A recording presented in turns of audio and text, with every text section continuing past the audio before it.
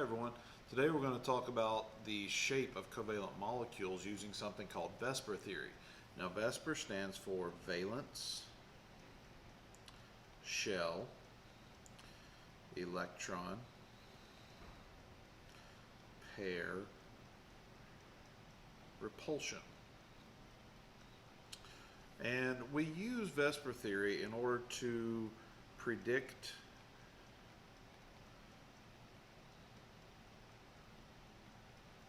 probable shapes of molecules.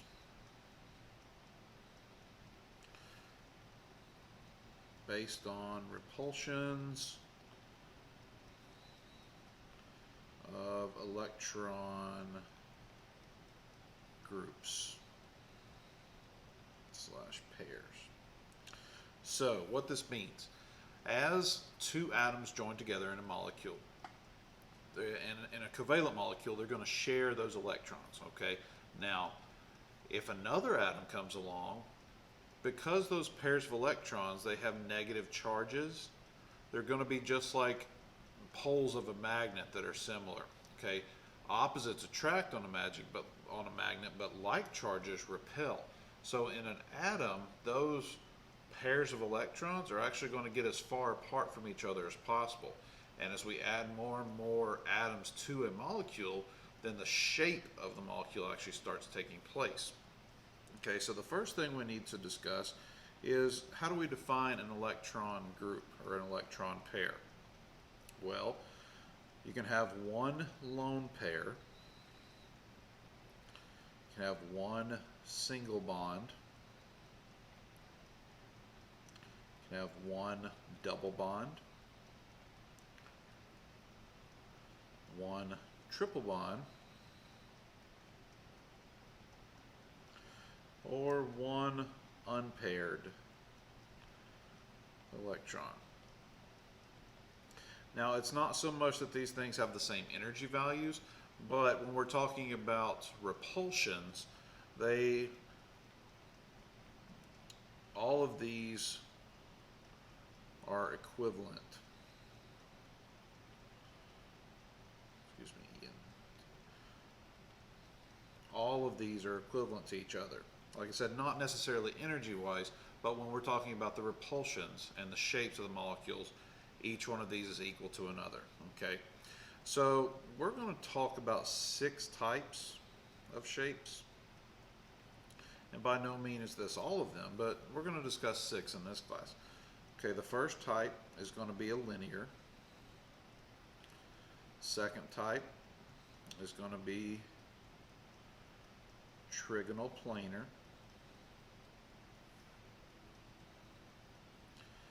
Third type is going to be tetrahedral.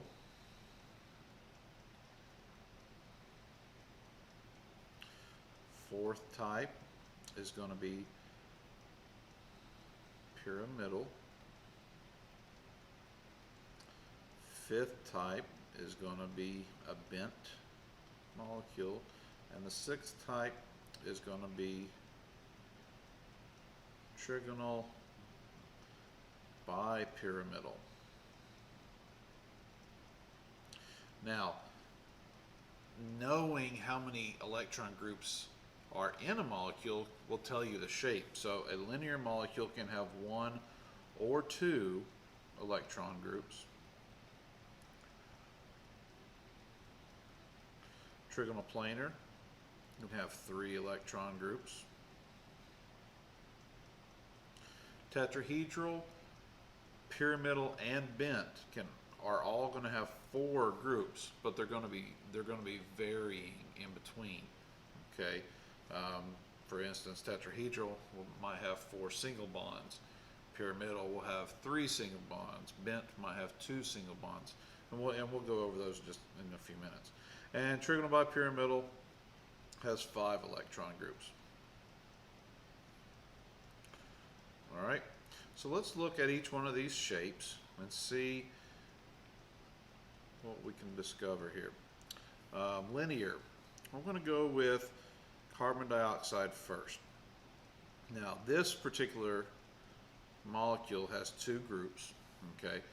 And we're going to draw it here. Carbon, if you remember, has 4 valence electrons. Oxygen has 6 valence electrons. We're going to have 2 oxygens. So we're going to share there and share there. We're also going to share at the top and share at the bottom. So we end up with a O double bond C double bond O molecule. So these 2 double bonds here, each one is considered an electron group. Okay, so I have 2 groups on this molecule. The only shape that a carbon dioxide molecule can take is linear. Now, if you only have 2 atoms, like for example chlorine, diatomic, okay, we're going to share there. It's a single bond. If you only have 2 atoms, the only shape you can have is straight line anyway. So linear can have 1 group. It can also have 2 groups. Okay. Next, let's look at a trigonal planar.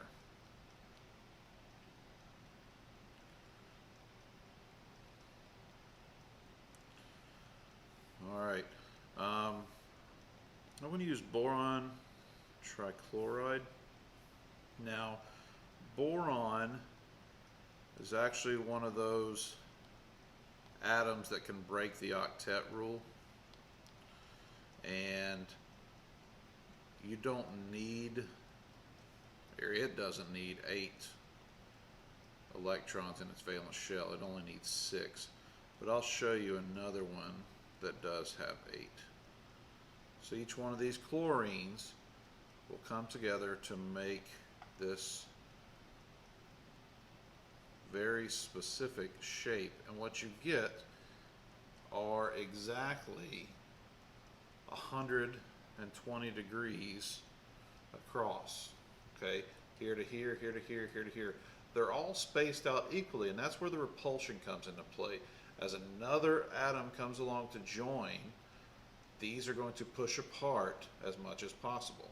Okay, and we get equidistant apart. Now, what if we have something like carbon and oxygen and hydrogen? Hydrogen will share, and carbon will double bond.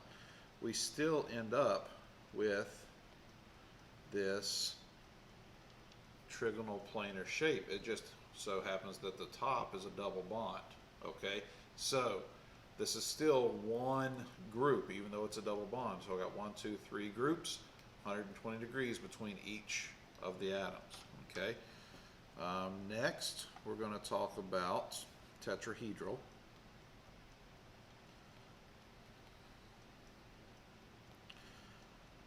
And we're going to do CCl4.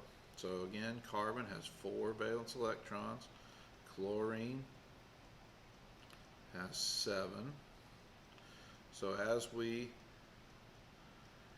pair up all of these chlorine atoms, we get equidistant apart, and we have a molecule that is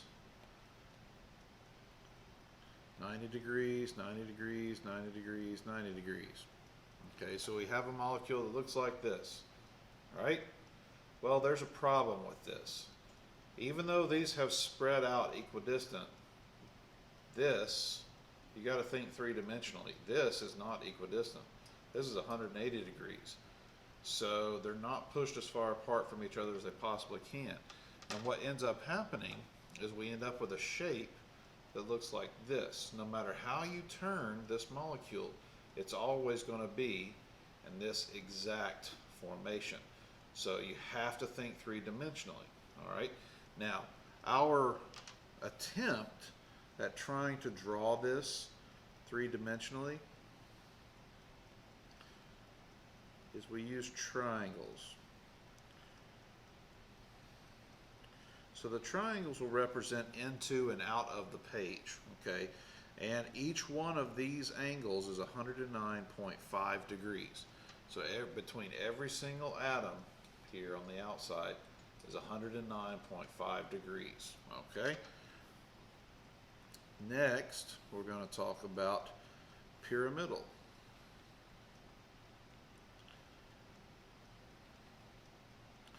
So pyramidal, if you remember, tetrahedral had 4 groups. It's just each one of them was a single bond. Pyramidal also has 4 groups, but it's going to be 3 pairs or 3 single bonds and 1 lone pair. So let me show you what that looks like. We're going to do NH3, ammonia. So nitrogen has 5 valence electrons. Each hydrogen has 1 valence electron. We're going to share, share, and share. And we end up with a molecule that is shaped like this. Well, you have to think of it 3-dimensionally again. Pretend that one of these legs on this CCl4 is that lone pair. These 2 electrons at the top are called a lone pair. Okay, so you can actually kind of see that pyramid shape. This right here is ammonia, nitrogen. There's no hole on the top, so it represents that lone pair on top, but we still have these angles here in between each of the atoms. Okay, so you can say that this is going to be 109.5 degrees just to make it simple. In all actuality, it's around 107 degrees, just because this repulsion of this lone pair actually pushes these a little bit further. But if you're kind of remembering that 109.5 degrees, it makes it a little simpler to remember all of these angles, okay? So a lone pair is a pair of electrons that are attached to the center molecule, or the center atom, excuse me, and they're not shared with another atom, all right? Number 5 here, we're going to do is a bent molecule, okay? A bent molecule also has 4 groups, but now it has 2 pairs and 2 lones, okay? We're going to do the most famous one of all is H2O. Okay, oxygen has 6 valence electrons. Each hydrogen has 1, and I end up with a structure that looks like this. Okay, now go back to our CCl4. Okay, pretend that this is a lone pair. Pretend that this is a lone pair. And now we have a structure that is bent, but we have 2 lone pairs here on the top. Okay, well, that is what water is. Okay, we have that bent molecule, that bent structure, but you're going to have a lone pair here and a lone pair here. So again, you can go ahead and say 109.5 degrees. The actual is 104.5 degrees, I believe. But again, if you're just kind of remembering that these are all very similar to each other, that's okay. The reason being is because these 2 lone pairs will push this angle in a little bit closer. Okay, so that is our bent molecule, and our final molecule is going to be trigonal bipyramidal.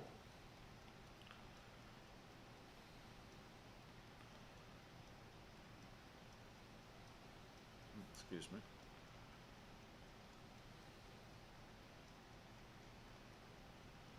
This has 5 groups. Now, this is not something you come across often, okay? An example I can give you is SbCl5. So this is also going to be one of those molecules that breaks the octet rule. It doesn't necessarily need 8. It can accept 10 in its outer shell. And as these chlorines come along and share, I'm not going to draw all of our valence electrons here, we end up sharing in 5 spots on the center molecule there, or the center atom, excuse me, to create the molecule. Now, the way that we first draw this, our SB is in the center here, and we have a straight up and down for our chlorines. Okay, so we have straight up and down, and then the 3 that are coming off of the center here, we can use our triangles to represent into and out of the page again. Those are going to be 120 degrees, and the straight up and down for the other 2. So I've got 3 that are 120 degrees apart, and then in between my top and my bottom, I've got 90 degrees at each spot. Okay, so here's my center.